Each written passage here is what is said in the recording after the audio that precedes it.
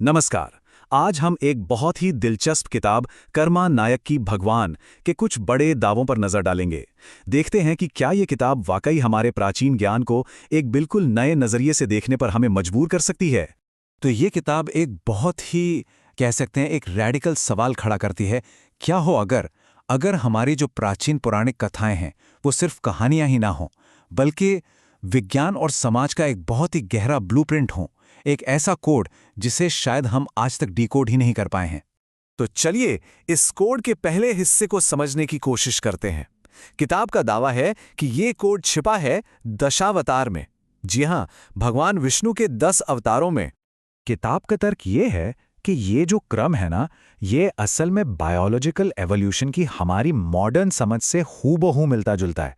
सोचिए, पानी में जीवन से शुरुआत, फिर जमीन की तरफ बढ़ना। ये दावा अपने आप में बहुत बड़ा है कि क्या हमारे पूर्वजों ने हजारों साल पहले ही एवोल्यूशन के इस रहस्य को समझ लिया था। आप देखिए, यही बात तो सबसे दिलचस्प है। किताब इन दोनों टाइमलाइंस को, डार्विन की थियरी और दशावतार को, इतनी सफाई से एक साथ रखती है कि सोचना पड़ता है, क्या ये वाकई हमारे पूर्वजों की एक गहरी वैज्ञानिक समझ थी या फिर ये सब बस एक इत्तेफाक है। किताब हमें इसी सवाल के साथ छोड़ देती है।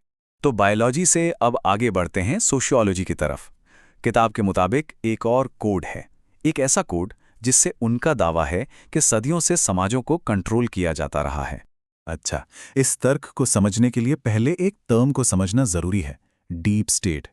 किताब के हिसाब से ये एक ऐसी अदृश्य पावर स्ट्रक्चर है जो समाज को कंट्रोल करने के लिए उसे इंजीनियर करती है, और ये कोई नई चीज नहीं बल्कि हमेशा से मौजूद रही है।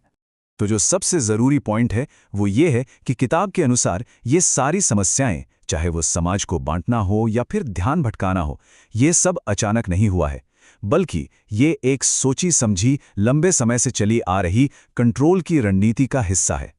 चलिए अब समाज से जूम आउट करके और भी बड़े लेवल पर चलते हैं। किताब का कोड अब हमें ब्रह्मांड के बहुत ही फंडामेंटल लेवल पर ले जाता है और जेंडर की अवधारणा को भी एक नए तरीके से देखता है। और ये देखिए, ये किताब की सबसे कमाल की एनालॉजीज में से एक है। ये कहती है कि शिव और शक्ति के बीच का जो रिश्ता है वो असल में प्रोटॉन और इलेक्ट्रॉन की फंडामेंटल फिजिक्स का ब्लूप्रिंट है। सोचिए, एक पॉजिटिव, एक नेगेटिव, और दोनों मिलकर बनाते हैं स्थिरता, बिल्कुल एक एटम की तरह। और इसी आइडिया को लेखक जेंडर पर भी लागू करते हैं। उनका तर्क है कि हमारा जो प्राचीन मॉडल था वो बैलेंस और सहयोग पर आधारित था, संघर्ष पर नहीं, जैसा कि आज की जेंडर पॉलिटिक्स में अक्सर देखने को मिलता है। मतलब एक दूसरे से लड़ना नहीं बल्कि एक दूसरे को पूरा करना। तो चलिए अब आते हैं किताब के टाइटल पर ही। देखते हैं कि लेखक भगवान शब्द को कैसे डिकोड करते हैं। किताब का प्रपोजल ये है कि भगवान कोई नाम है ही नहीं, बल्कि ये एक एक्रोनिम है, एक शॉर्ट फॉर्म प्रकृति के 5 मूल तत्वों के लिए।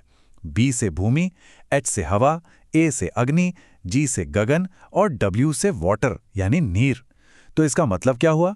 मतलब ये कि दिव्यता कोई और नहीं बल्कि खुद प्रकृति ही है। तो जीवन, समाज और ब्रह्मांड, इन सबको डिकोड करने के बाद किताब हमारे सामने यानी पूरी मानवता के सामने एक आखिरी और शायद सबसे जरूरी सवाल रखती है, एक चॉइस। किताब के मुताबिक हम आज एक ऐसे मोड़ पर खड़े हैं जहां से 2 रास्ते जाते हैं। एक रास्ता है डिजिटल गुलामी का, जहां हमारी जिंदगी को आर्टिफिशियल इंटेलिजेंस और बाहरी ताकतें कंट्रोल करेंगी। और दूसरा रास्ता है सचेत आज़ादी का, जो हमारी अपनी सेल्फ अवेयरनेस और अंदरूनी समझ से तय होगा। और किताब का जो आखिरी संदेश है वो एक तरह का कॉल टू एक्शन है। ये हमें याद दिलाता है कि हम सबके अंदर अपना खुद का प्रोग्राम लिखने की ताकत है। मतलब सिर्फ एक दर्शक बनकर मत रहो, अपने जीवन के कोडर खुद बनो। और आखिर में ये किताब हमें एक बहुत गहरे सवाल के साथ छोड़ जाती है।